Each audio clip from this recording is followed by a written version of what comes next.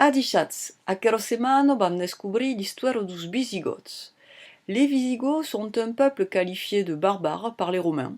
Ils fonderont un royaume qui s'étendra de la Loire à Gibraltar et feront de Toulouse la capitale de ce royaume. Toulouse capitalo, une pagine plaçuen pau conegudo de l'histoire. C'est un plaisir de vous présenter ce cours maintenant et de vous dévoiler quelques-uns des mystères associés à l'installation de ces barbares sur les terres occitanes.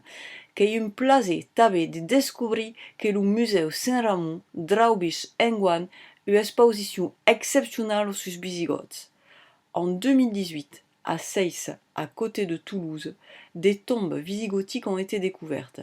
I descobriscun 149 tumbos.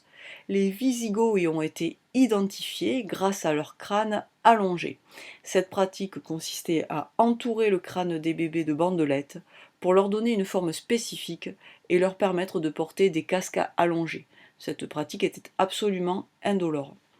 Buscumbidi a descobrir la présentation d'aquesta exposition sur site du museu, et sabets qu'aquest museu Saint-Ramon est lo que m'agrada lo més a Toulouse, vos ei en debut d'annada presentat los torques dos volcs tectosages que s'hi poden trobar. Aro qu'ei partit enta descobrir aqueres Visigoths. À la début du siècle V, l'Empire romain commence à subir més d'attaques pels barbares venguts de toutes parts de l'Europe du Nord et orientale. Les Visigoths sont considérés comme barbares. Un barbare, barbaros en grec, est un étranger. Est lui qui ne parle pas la langue des Romains, qui ne connaît pas les coutumes. C'est un étranger donc qui ne connaît pas la langue ni les coutumes et qui est en dehors des limes, c'est-à-dire des limites. Qui sont aqueres barbares? Les Visigoths descendent des Goths.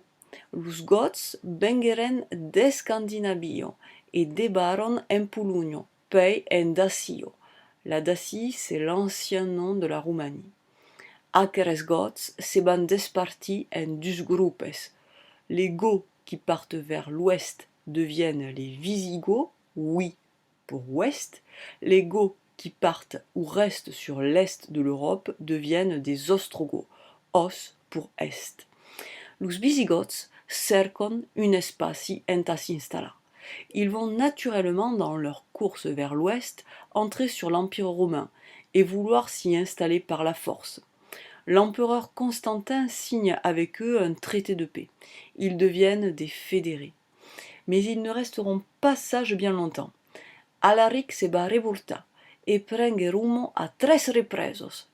Atolf se'n va de caps a Gaulo.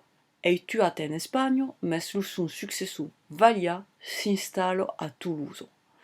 Valia obtient de Rome la signature d'un feudus, nom d'un contrat qui octroie un territoire en échange de la surveillance de l'Empire romain. Mais c'est bien un royaume visigothique qui est en train de se bâtir avec l'accord de Rome. À Toulouse, los reis sont couronnats, los tresaus s'apielon, un palais et bastit costo garuno. Ce palais visigothique sera découvert à la fin du XXe siècle sous l'hôpital Larrey lors d'un chantier. Azeu 400 mètres de long et 30 mètres de large. La glaise de la Daurado, la glaise de Saint Pei de las Cousinos sont locs de culte de la religion ariane dos Visigoths. Le culte arien est un culte chrétien jugé polythéiste. À Toulouse, los Visigoths se passegen vestits de pets de bestios, amb els ulls bleus et le peu long. Sies reis se van succedir entre 418 et 507.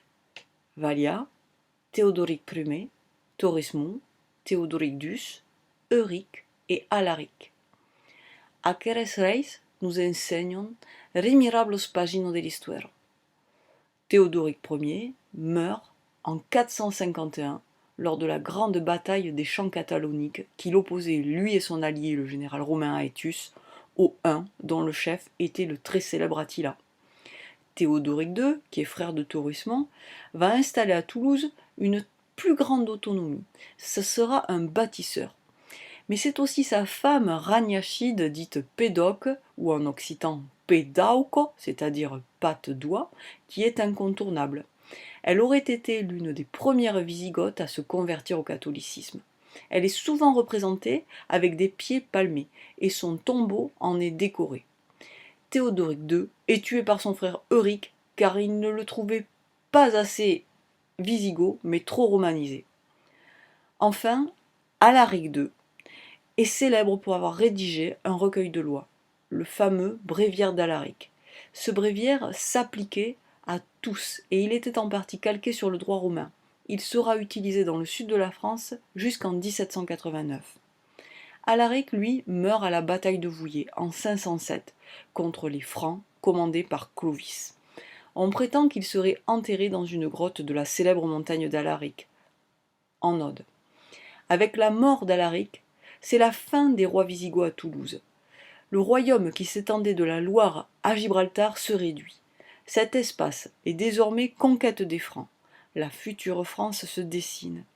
Les Wisigoths installeront plus tard leur royaume à Tolède, en Espagne. Toulouse est donc capitale entre 418 et 507. Era il y a 1800 ans.